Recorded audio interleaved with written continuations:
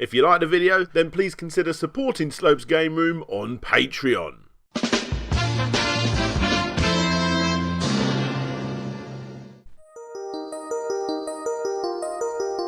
On January the 17th, 2018, Reggie Fils-Aimé announced that Nintendo was gonna be releasing something that would be specifically crafted for kids and those who are kids at heart. Shortly after, Nintendo debunked every single rumour and good guess going when they showcased Nintendo Labo.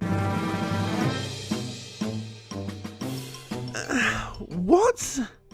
Would you look at this? Yeah, I may rag on Nintendo from time to time, but let's be honest here.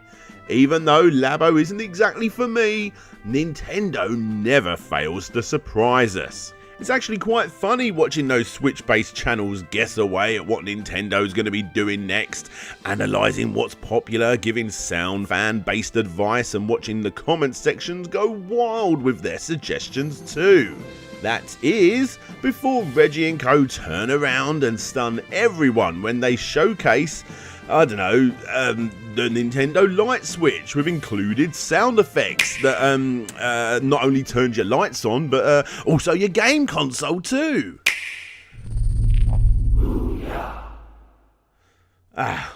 Okay, maybe not. Look, what I'm trying to say is that not anywhere in Nintendo's life have they ever shown that folding papery bits of card would be the next big thing. Or did they? You wouldn't be watching this video if they didn't now, would ya? Well, ladies and gentlemen, via the power of the amazing blog BeforeMario, link in the description, we're gonna go back to the beginning.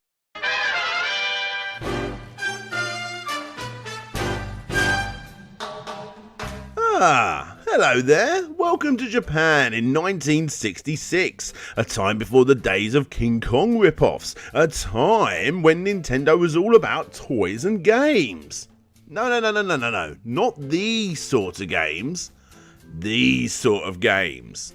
However, as you probably know by this point, Nintendo wasn't exactly known for sitting still, and jumped into quite a few different arenas in an attempt to become a dominating force within the toys and games arena as a whole. And next up was a venture owned by Jar Jar Co, but developed and published by Nintendo, the Nintendo Picture Cutter.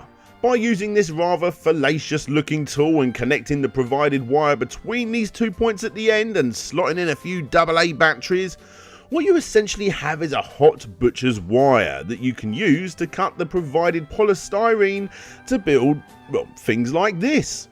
Yeah, I know what you're thinking. Clickbait. This isn't even paper, let alone card. I know.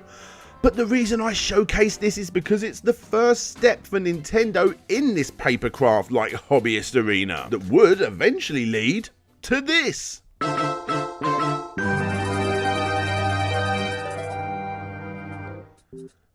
Nintendo Paper Model Series. Yep, 44 years before the reveal and release of Nintendo's innovative Papercraft gaming accessories, they released these Papercraft kits. Now, I'm very sorry to say, ever since the announcement of Labo, I've been trying to find these to showcase on my channel. However, I've had no luck. So what you see here is yet again taken from the amazing BeforeMario blog. Now, unlike the last major kid hazard, this one actually wasn't licensed by Nintendo, but instead it was designed by Nintendo. This venture was Nintendo through and through. Sheets of slightly thicker than normal paper sold between 100 to 300 yen per set that got you slicing and folding and eventually creating whatever the professional did on the front cover.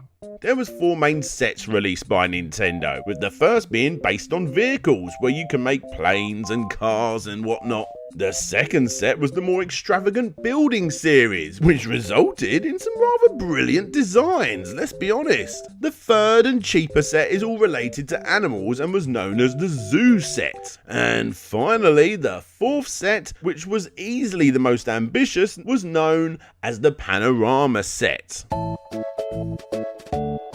All in all, 39 different Papercraft sets were released, and, well, that's it. It's not exactly Labo, obviously not. Heck, it was still a couple of years before the company was launching video gaming stuffs, so, you know, it couldn't have been.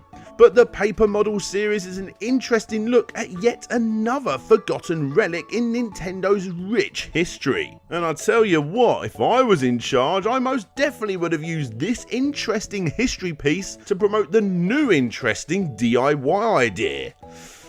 But, you know, then again, if I was in charge of Nintendo, I personally would have dropped off that Zelda franchise in place of constant Pikmin sequels. So, yeah, it's probably good I'm not in charge.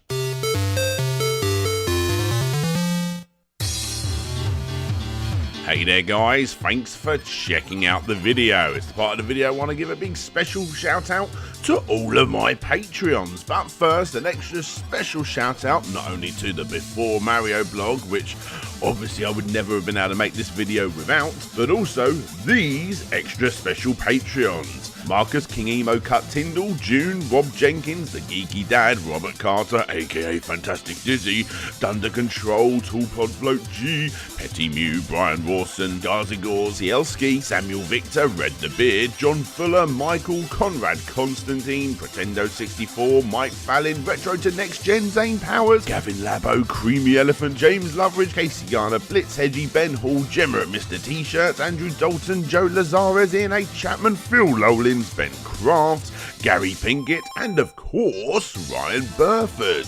If you want to be part of this list, get your name shouted out, get your name shown, come and see what I'm working on, all that other jazzy stuff, then please click the link that you see on the screen.